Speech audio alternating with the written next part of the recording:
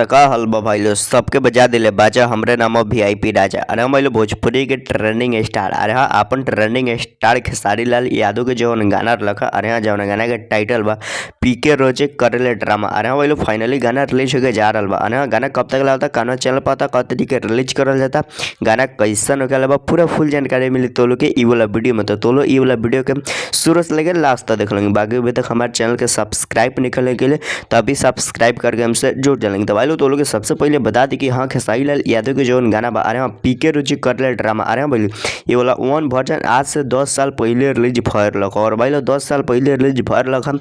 लेकिन भाई लोग आज से 3-4 महीना पहले गाना बहुत ही ज़्यादा इंस्टाग्राम पर वायरल चलत लगा। अरे हाँ प्रिया सुहानी के चलते इंस्टाग्राम पे बहुत ही ज़्यादा गाना वायरल चलत लगा आज से 3-4 महीना पहले। और बहुत ही अच्छा खासा प्रिया सुहानी डांस कैले रही और बहुत ही अच्छा रिस्पॉन्स मिलत रहे प्रिया सुहानी के गाना पर।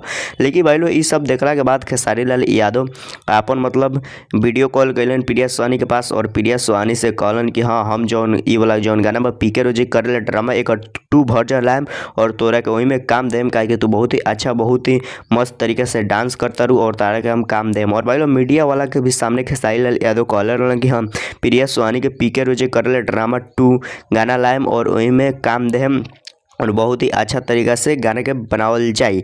लेकिन भाई लोग अभी तक कोनो चर्चा नहीं है कोनो विचार नहीं है वो वाला गाना के लेके कि हाँ गाना आई कि ना आई और अभी गाना कब तक ले आई अभी तक मतलब अभी कोनो चर्चा नहीं है चलत। लेकिन भाई लोग खेसारी लाल यादव यदि पीके रोजे करेले ड्रामा 2 लईहन कुछ अलग अंदाज में कुछ अलग म्यूजिक में डीजे म्यूजिक में अगर गाना लईहन तो गाना बहुत जरूर चली और भाई लोग गाना सुपर डुपर हिट हुई।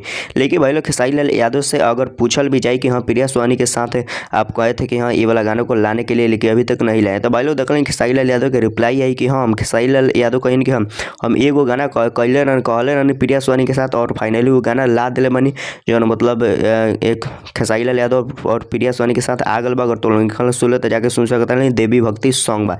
लेकिन भाई लोग अगर खेसारी लाल यादव ये वाला गाना के लयन आ रहे पीके रोचे करेले ड्रामा 2 लयन तो गाना बहुत ही ब्लास्ट हुई बहुत ही बेस्ट हुई कुछ नए अंदाज में नए म्यूजिक के साथ अगर लयन तो हो जाए। लेकिन भाई लोग अभी तक ये वाला गाना के कोनो चर्चा नहीं है देखल इन गाना आ भी सकता और ना भी आ सकता। बाकी भाई लोग तो लोग के का राय बा का विचार बा कि हाँ गाना आवे के चाहिए कि ना आवे के चाहिए कमेंट करके जरूर बताइए। कि भाई लोग खेसारी लाल यादव पीके रोजे करेले ड्रामा 2 लयन तो बहुत ही बेस्ट बहुत ही झकास हुई और भाई लोग सबके इंतजार भी रही। लेकिन भाई लोग अब देखल इन का होता और का नहीं होता बाकी तो लोग के विचार का बा कमेंट करके जरूर बताइए। लेकिन बाकी तो लोग के ये वाला वीडियो कैसा लगल अच्छा लगल हो तो लाइक कर लेंगे चैनल के सब्सक्राइब कर लेंगे वीडियो के शेयर कर लेंगे। बाकी तो लोग के यहाँ तक वीडियो देखे खातिर बहुत बहुत धन्यवाद।